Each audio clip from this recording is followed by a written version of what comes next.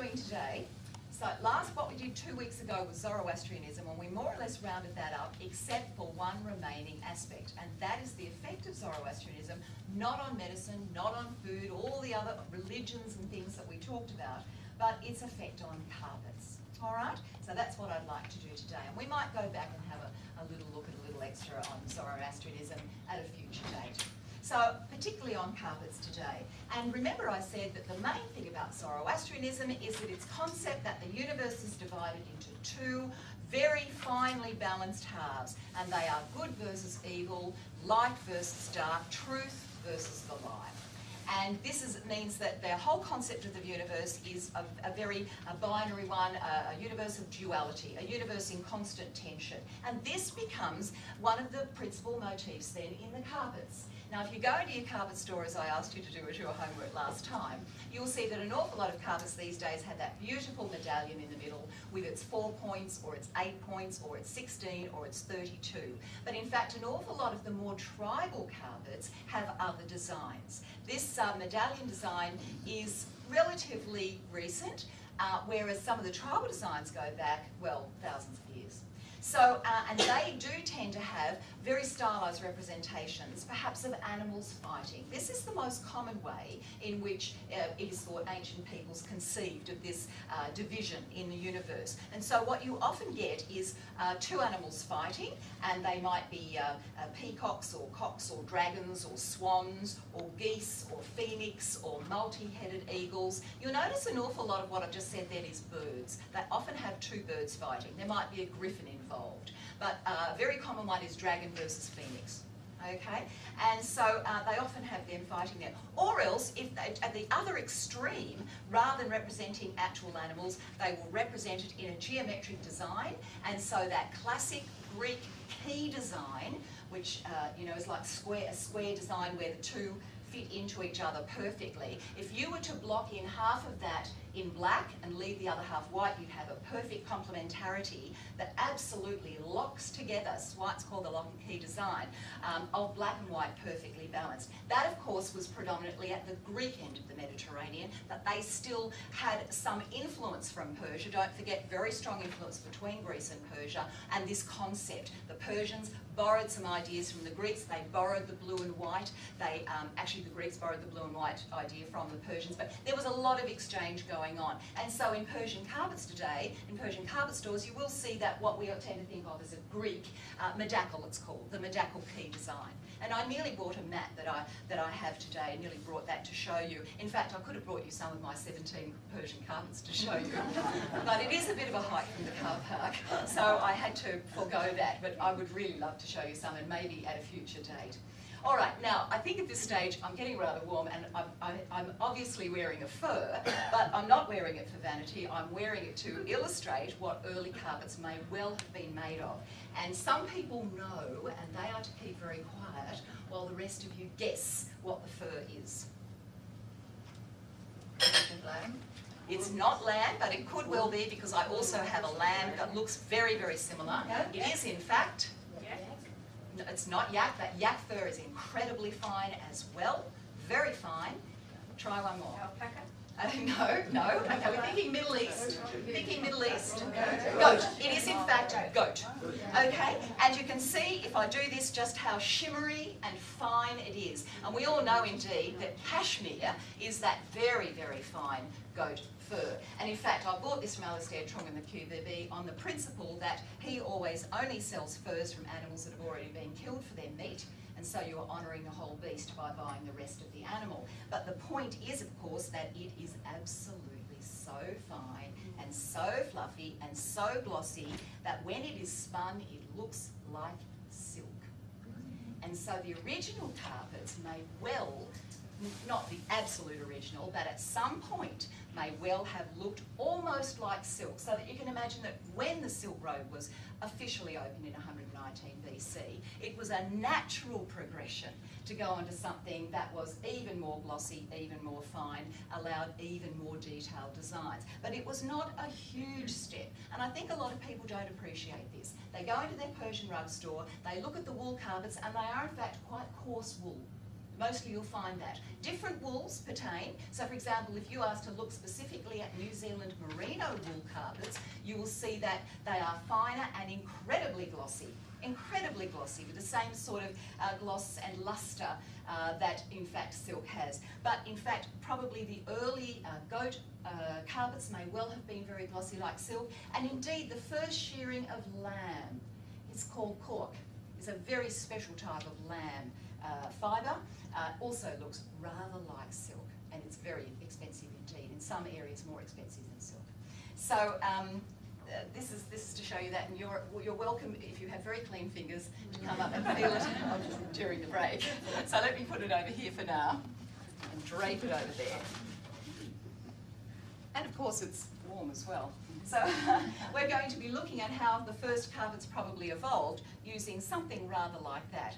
So as I say, I'm sort of using that premise and also the idea of Zoroastrianism to talk about how we get the carpets that we get today. Let me go back to the idea of designs then, having introduced the fibres to which I'll go back.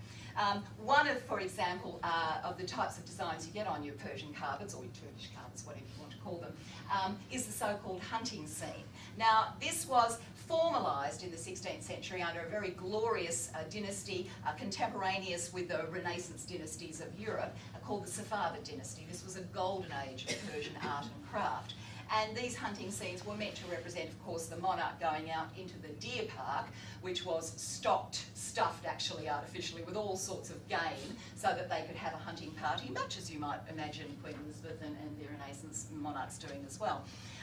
But in fact, these hunting scenes and the whole concept of that actually owe their provenance to the idea of fighting, of hunting, of pitting one against the other, this Zoroastrian idea of conflict, of tension, of things eventually, remember, resolving in 12,000 years, that's in 9,000 years' time from now, into good conquering all. So even the hunting scene carpets do owe something to the Zoroastrian idea. This is something that I think not even Persian carpet dealers quite appreciate. You know, they are very good, they love their carpets, they often go personally to places like Isfahan and choose every single individual carpet which they adore. They know a lot about them. What they often don't know is this sort of, I guess, book learning and the very origins of Zoroastrianism.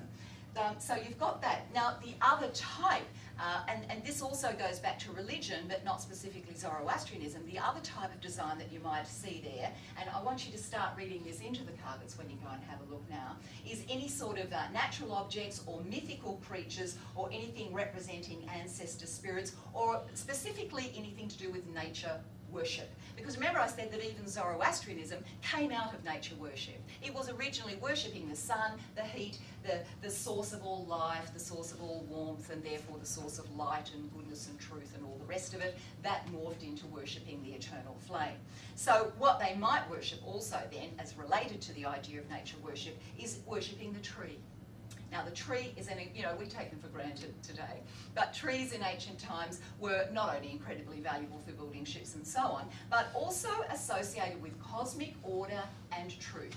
With cosmic order in this way, two ways. One is that trees, of course, are the best way of seeing the cycle of the seasons. And if you're a little bit frightened that summer is ever going to come again and the harvest is going to ripen, and to be reassured that winter will be over, all of those, that hailstorms are not going to pertain for the rest of eternity. All of those sorts of doubts were allayed for ancient people by the idea that there was a predictable cycle of seasons, something we don't appreciate particularly well in Australia, but it was a really important thing. So the leaf, of course, was on the tree, would fall in autumn, and that would be, sort of portending some sort of death, but there was always the hope that the flowers would eventually come in spring, that these would then move into buds, these would then move into fruit, this would nourish the earth, but then that winter would come again. This cycle of seasons with its accompanying sadness, but also optimism. Can you see even that is, you've got your sad times balanced with your good times. Even that played into the idea of Zoroastrianism and indeed into yin and yang in China as well. So you've got that. The other thing you've got with the tree is a very obvious physical symbol of the connection between the three kingdoms that everybody, you know, had some sort of stake in. And the three kingdoms are, of course, first of all, this actually links in with a very Hindu idea as well. But don't forget that the Hindus, the Indian system of belief, is very connected to the Persian in that both were Indo-Europeans who came down from the north, okay? And they do share a lot of ideas. Plus, a lot of India was part of the ancient Persian Empire. Just remember that. So it's not surprising that both of them should see that the roots of a tree pierce into the underground. This, of course, is the world of the dead, the world of the spirits. This is a portal into some sort of supernatural world. These are often sacred sites, particularly where the roots in India, where the roots of a particular tree are very obvious. These then become sacred sites, and you will see them with offerings and so on. So that is the level of the underground to which, you know, we will all return. This was the belief. The second level, of course, is the trunk of the tree. This is the world of humans, of our immediate existence, but it's also the intermediary between heaven and hell, or the underworld. And the third level, of course, is the branches which reach up into the sky. Therefore, they give you some sort of concept of access with and contact with the divine, with the gods. So tree represented all of those. Now, this also overlaps with very, very basic animist and shamanistic ideas, but these were also very important in ancient Persia as well. So this is why you often get trees in Persian carpets, and quite often the dealer might say, oh yes, that's a tree of life carpet, as if that's, you know, a simple concept. It's not a simple concept, it's incredibly profound. And sometimes, in fact, the designs will have squares with lots of seasons. You might have seen those with trees in different forms and so on. Or it might just be incredibly stylised to the point where you've just got bare poles or straight lines. These are very stylised versions of the tree of life, the tree of existence. So just be aware that the simplest design, the most tribal design, might be absolutely chock-a-block, full of profound significance for the original peoples. This is why, having originally bought silk carpets which had arabesques and 16th century designs, I have now gone back to the most tribal carpets because I just find them so layered with meaning. Now, what you've also got is various charms or sacred objects or sacred animals being represented in carpets. And I'm particularly getting some of my ideas here from Maurizio Cohen's book, The World of Carpets. I really recommend this book because it makes the point that what we call Persian carpets are actually, you know, can come from a wide range of places. Tibetan carpets are a wonderful thing in themselves. Chinese carpets I'm about to lecture on in Edgecliff, as a matter of fact. So, you know, there's a whole range of different carpets, including, as I say, New Zealand. But he's got a terrific introduction, and he also has a great picture of some very famous carpets, including the very first carpet that we're aware of, the Pazyryk carpet. So I want to talk about that in a moment. All right.